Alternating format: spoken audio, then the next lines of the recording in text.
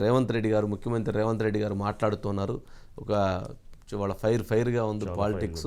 మరి రేవంత్ రెడ్డి గారు ఏం మాట్లాడుతున్నారో ఒక 15 నిమిషాలు చూద్దాం ప్లీజ్. ఈ పాలమూరు ప్రజలు వలస వచ్చిండన్న ఆలోచన కూడా చేయకుండా తమ రక్తాన్ని చెమటగా మార్చి భుజాల మీద మోసి పల్లకిలో పార్లమెంటుకు పంపించారు చంద్రశేఖర్ రావును. ఆ మద్దతు తెలంగాణ రాష్ట్రం కాంగ్రెస్ పార్టీ ఇస్తే పార్లమెంటులో నేనే సాధించుకున్నా అని చెప్పిండు. మనకేం అభ్యంతరం లేదు.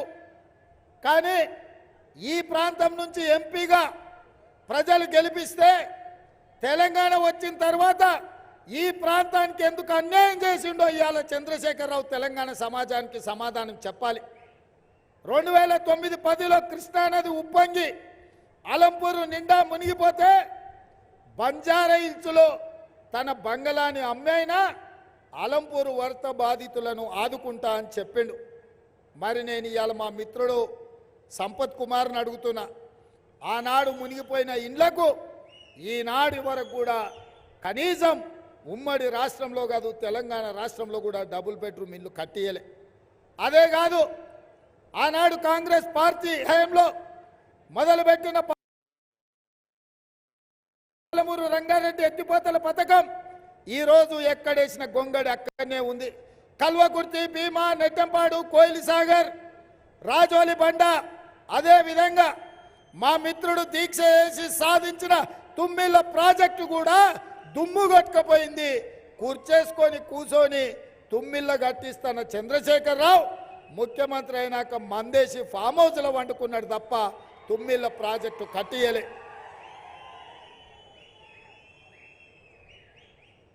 ఇక వాళ్ళు అట్లుంటే ఈ జిల్లా నుంచి నిన్నమన్న పగోడి చేతిలో సురకత్ లేక 70 ఏళ్లకు మనకు అవకాశం వస్తే శత్రువుకు సహకరించి సద్దులు మోసే కాడికి వచ్చారు. దొంగలకు సద్ది మూటలు మోసే నాయకులు కొంతమంది మన జిల్లాకు అన్యాయం చేయడానికి తయారైంది. అందుకే మిత్రులారా, నిన్న మన టీవీలలో పేపర్లో చూస్తున్నా, రేవంత్ రెడ్డి మమ్మల్ని తిడుతున్నాడు, రేవంత్ రెడ్డి మా మీద కోపం పెంచుకున్నాడు, పగబెట్టండు, లేకపోతే మాకేదో చేసిండని. నేను ఒక మాట అడగదలుచుకున్న ఇక్కడ మిత్రుల్ని, అర్ణమ్మని కావచ్చు, మిత్రుడు ప్రవీణ్ కుమార్ గారిని కావచ్చు, అయ్యా ఈ తెలంగాణ రాష్ట్రంలో కాంగ్రెస్ పార్టీలో అతిపెద్ద పదవి పిసిసి అధ్యక్షుడు. ఆ పిసిసి అధ్యక్షుని సోనియమ్మ మల్లికార్జున ఖర్గే నన్నే చేశారు. ఒక రాష్ట్రంలో అతిపెద్ద పదవి ఏదైనా ఉందంటే ముఖ్యమంత్రి పదవి.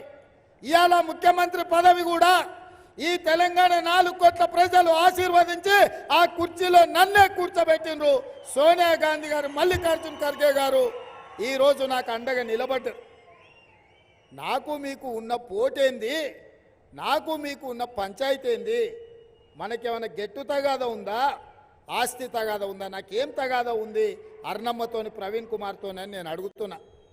నాకున్నది ఒకే ఒక్క అంశము, ఇవాళ 70 ఏళ్ళ తర్వాత మన ప్రాంతానికి అవకాశం వస్తే 5 ఏళ్ళు రాజకీయాలను పక్కన పెట్టి, రాజకీయాలకు అతీతంగా ఎజెండాలు పక్కన పెట్టి మన పాలమూరును ఎట్లా అభివృద్ధి చేసుకోవాలి, మనందరం కలిసి దేశంతో పోటీ పడే విధంగా మన ప్రాజెక్టులు ఎట్లా పూర్తి చేసుకోవాలనో కూర్చొని ఆలోచన చెయ్యకుండా వచ్చినప్పటి నుంచి కాళ్ళల్లో కట్టెబెట్టి కింద పడేయాలని చూసుడు మీకు ధర్మమా అని నేను అడుగుతున్నా.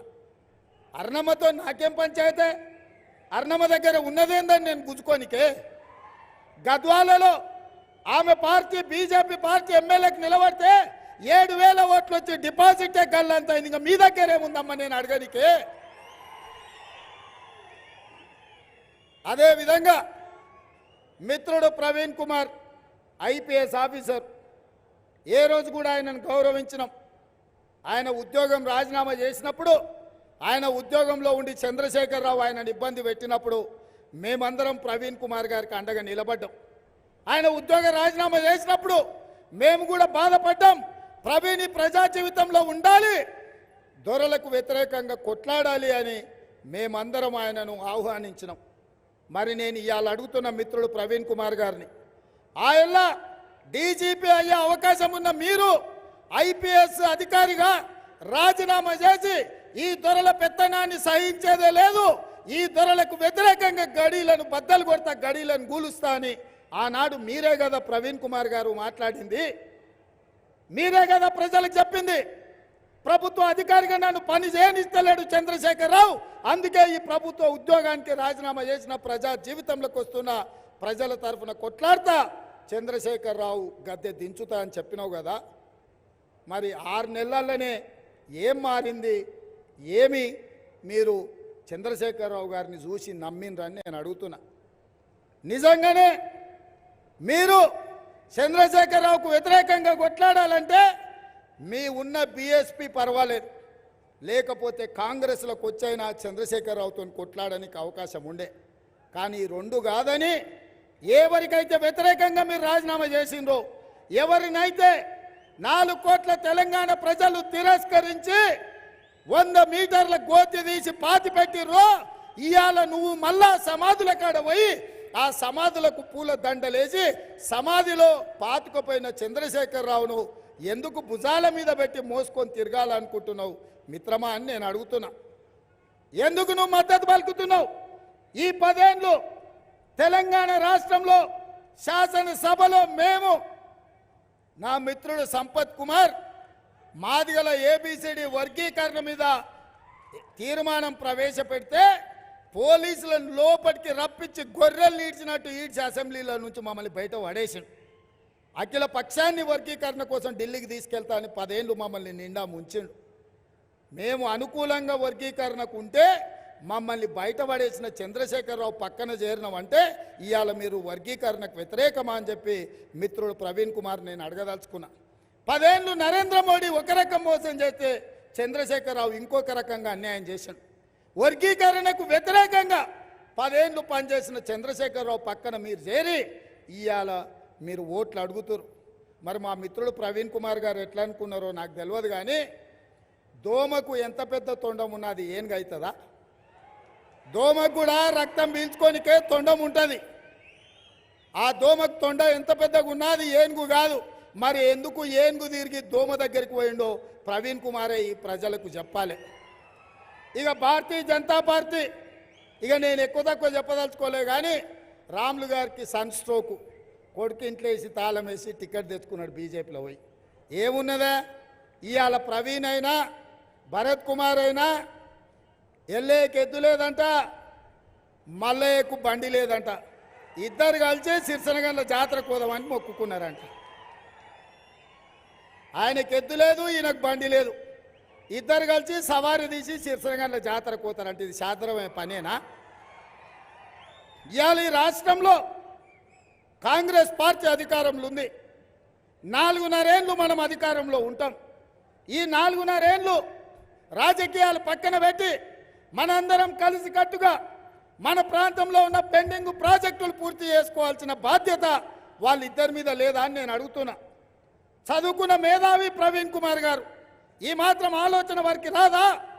ఇవాళ చంద్రశేఖరరావును ప్రజలు తిరస్కరిస్తే తిరస్కరించిన చంద్రశేఖరరావు పక్కన మీరు కూర్చుంటే తెలంగాణ సమాజం ముందు మీరు దోషిగా నిలబడరా? మాదిగ జాతికి ద్రోహం చేసిన చంద్రశేఖరరావును నువ్వు భుజాల మీద మోస్తే రేపు వర్గీకరణకు అన్యాయం జరగదా? మాదిగల వర్గీకరణ ఎట్లా జరుగుద్దని నేను మిత్రుడు ప్రవీణ్ కుమార్ గారిని నేను అడగదలుచుకున్నా. నాకు కోపం లేదు ప్రవీణ్ గారి మీద, బాధ ఉన్నది. ఈ తెలంగాణ రాష్ట్రానికి డీజీపీ అయ్యేటోడు, ఆయన అదే ఐపీఎస్ అధికారిగా ఉంటే ఇదే కాంగ్రెస్ ప్రభుత్వం తెలంగాణ రాష్ట్రానికి డీజీపీని చేసేది ప్రవీణ్ కుమార్ గారిని. ఈరోజు ముఖ్యమంత్రితో సమాన హోదా ఉండే డీజీపీని చేసి ఉండేది కాంగ్రెస్ పార్టీ. ఇదే కాదు, తెలంగాణ రాష్ట్రం వచ్చిన తర్వాత మన ప్రభుత్వం ఏర్పడ్డ తర్వాత తెలంగాణ పబ్లిక్ సర్వీస్ కమిషన్లో 30 లక్షల నిరుద్యోగులు నమోదు చేసుకున్నారు. 2 లక్షల ప్రభుత్వ ఉద్యోగాలు ఖాళీలు ఉన్నాయి. భర్తీ చేయడానికి లక్షలాది మంది నిరుద్యోగ యువకుల కళ్ళల్లో ఆనందం చూసి వెలుగులు నింపడానికి పబ్లిక్ సర్వీస్ కమిషన్ చైర్మన్గా ప్రవీణ్ కుమార్ గారిని నిర్ణయిస్తుందని మన ప్రభుత్వము మాట్లాడితే ఆ పదవి వారు తీసుకోలే. వారి కారణాలు వారికి ఉండొచ్చు, నాకు తెలియదు. ఎందుకు నేను వారిని అడిగినా అంటే, అట్టడుగు వర్గాల నుంచి పాలమూరు నుంచి వచ్చిన బిడ్డ ఒక మాదిగ సోదరుడు ఆ పబ్లిక్ సర్వీస్ కమిషన్ చైర్మన్గా ఉంటే నిరుద్యోగ యువకులకందరికీ న్యాయం జరుగుతుందన్న ఆలోచన నేను చేసిన. ఆ పదవి తిరస్కరించి ఇవాళ దొరల గడీల దగ్గర కాపలా నిలబడడానికి మిత్రుడు ప్రవీణ్ కుమార్ గారు నిలబడ్డారు. మిత్రులారా, మీరు వేసే ఓటు ప్రవీణ్ కుమార్కు కాదు, మీరు వేసే ఓటు మొన్న మీరు బొందబెట్టిన చంద్రశేఖరరావుకు పోతుంది తప్ప ఓటు ప్రవీణ్ కుమార్కు పోదు. చంద్రశేఖరరావు కూసో అంటే కూసోవాలి, లెయ్య అంటే లేవాలి. ఇవాళ ప్రవీణ్కు ఒకవేళ అప్పితప్పి మీరు ఓటేస్తే చంద్రశేఖరరావు తీసుకుపోయి నరేంద్ర మోడీకి తెగ నమ్ముకుంటాడు. 10 ఏళ్ళు 10 మంది 12 మంది ఎంపీలను ఇస్తే ఢిల్లీలో ప్రతిసారి పోయి మోడీకే మద్దతు ఇచ్చింది కదా ఈ కేడీకి ఓటెందుకని నేను అడుగుతున్నా. ఇలా ఓటేసేటప్పుడు ఎన్నికల ఈవీఎంలో పేరు ప్రవీణ్ కుమార్ ఉండొచ్చు, కానీ ఓటు మాత్రం చంద్రశేఖరరావు దగ్గరికే పోతుంది. ఆ ఓటు చంద్రశేఖరరావు తీసుకుపోయి నరేంద్ర మోడీకి అమ్ముకుంటాడు. ఇది మన జిల్లాకు అవసరమా అని నేను అడుగుతున్నా మిత్రులారా. అందుకే మిత్రులారా, నాకు ఈ రాష్ట్రంలో ఈ జిల్లాలో ముఖ్యంగా పాలమూరు జిల్లాలో నాకు శత్రువులు లేరు, నాకు పోటీదారులు లేరు. ఈ జిల్లాలో పుట్టిన ప్రతి బిడ్డ నాకు కావాల్సినోడే, నా కుటుంబ సభ్యుడే. నా జీవిత లక్ష్యం ఈ జిల్లాను అభివృద్ధి చేయడం. దేవుడు నాకు అవకాశం ఇచ్చిండు. నల్లమలలో వ్యవసాయ కుటుంబంలో పుట్టిన నన్ను, ప్రభుత్వ పాఠశాలలో చదువుకున్న నన్ను ఈ తెలంగాణ రాష్ట్రానికి 2వ ముఖ్యమంత్రిగా చేసిండు. నాకు వయసు ఉంది, ఓపిక ఉంది, పాలమూరు సమస్యల పట్ల అవగాహన ఉన్నది. అందుకే మిత్రులారా, ఇవాళ నా జిల్లా ప్రజల్ని నేను కోరుకుంటున్నా, మీరు ఆలోచన చేయండి. మీరు ఆశీర్వదిస్తే ఇంతవాడిని అయినా 4 నెలల్లోనే 100 రోజుల్లోనే ఇచ్చిన 6 గ్యారంటీల్లో 5 గ్యారంటీలను అమలు చేసి ముందుకు వేగంగా వెళ్తుంటే ఇవాళ కుట్ర చేసి ఆ గ్యారంటీలను ఆపడానికి అన్ని రకాల ప్రయత్నం చేస్తారు. ఆర్టీసీలో ఆడబిడ్డలకు ఉచిత ప్రయాణం ఇచ్చినాం. రాజీవ్ ఆరోగ్యశ్రీలో 10 లక్షల రూపాయలు ఇచ్చినాం. ప్రతి ఆడబిడ్డకు 500 రూపాయలకే ఇవాళ ఇంటింటికి సిలిండర్ అందిస్తున్నాం. 40 లక్షల కుటుంబాలకు ఇప్పటికీ సిలిండర్లు ఇచ్చినాం. అదే కాకుండా పేదవాడికి ప్రతి ఇంటికి 200 యూనిట్లు ఉచితంగా జీరో బిల్లు కరెంటు ఛార్జీలు ఇవాళ జీరో బిల్లుతో చేస్తున్నాం.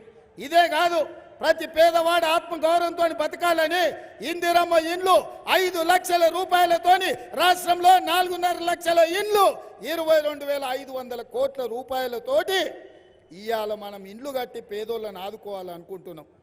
ఇది రాష్ట్రం మొత్తం. కానీ మన జిల్లాకు వస్తే 60-70 ఏళ్ళైనా మన వలస లాగలేదు, మన కరువు పోలేదు, మన బీళ్ళల్లో నీరు వారలేదు.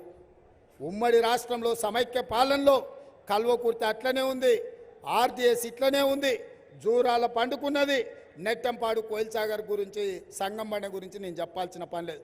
సంగం బండలో బండ గలగొట్టడానికి 10 కోట్ల రూపాయలు ఉంటే 40 ఏళ్ళు పట్టింది. నేను వచ్చినెంబడే సంగం బండ వలగొట్టడానికి పైసలు ఇచ్చిన 25,000 ఎకరాలకి ఇప్పుడు నీళ్ళు వస్తాయని నేను చెప్పదలుచుకున్నాను. అందుకే మిత్రులారా, బంగారం లాంటి అవకాశం వచ్చింది. మళ్ళీ ఇట్లాంటి అవకాశం వస్తుందో నాకు తెలియదు. 70 ఏళ్ళు పట్టింది ఒక్కసారి పోతే మళ్ళీ రావడానికి. ఇవాళ మనం అందరం ఏకమై కార్యోన్ముఖులమై పాలమూరు రంగారెడ్డి ఎత్తిపోతల 2 టీఎంసీలకు జీవో ఇచ్చి 1 టీఎంసీతోని ఆపేసిండు. మళ్ళీ 2 టీఎంసీలతోని పాలమూరు రంగారెడ్డి ఎత్తిపోతల పూర్తి చేసే బాధ్యత నాది. ఎన్ని వేల కోట్లైనా ఈ జిల్లాకు నీళ్ళిచ్చే బాధ్యత కాంగ్రెస్ ప్రభుత్వాన్ని.